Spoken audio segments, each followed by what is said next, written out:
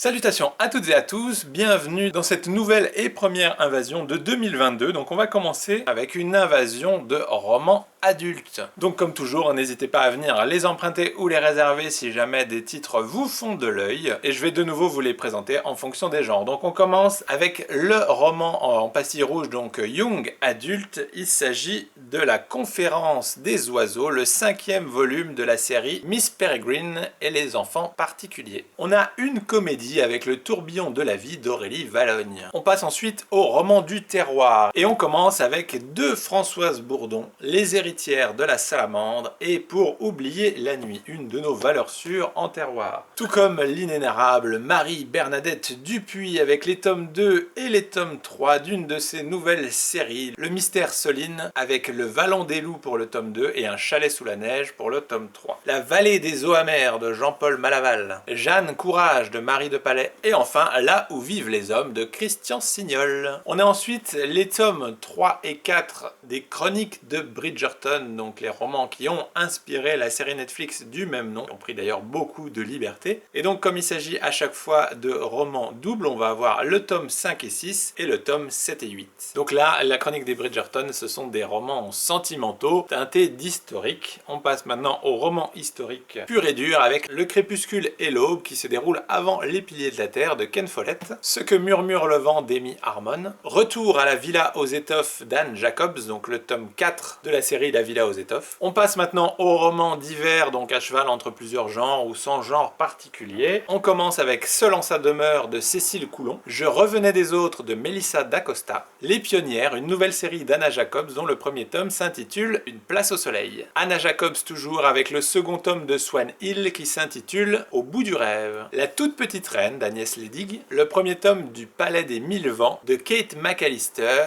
qui s'appelle L'héritage des steppes et qui nous raconte l'histoire d'une jeune princesse en fuite. L'avenir nous appartient de Tamara McKinley, publié sous le pseudonyme d'Eddie Dean. L'inconnu de la scène, le dernier Guillaume Musso. La maison de l'orchidée de Lucinda Riley. Lucinda Riley toujours avec le 7e tome de la saga Les Sept Sœurs qui s'intitule La Sœur disparue. Et pour en finir avec les romans d'hiver, Ainsi gèlent les bulles de savon de Marie Vareille. Et pour terminer cette invasion de romans adultes, on finit avec les policiers, suspense, thriller, espionnage, etc.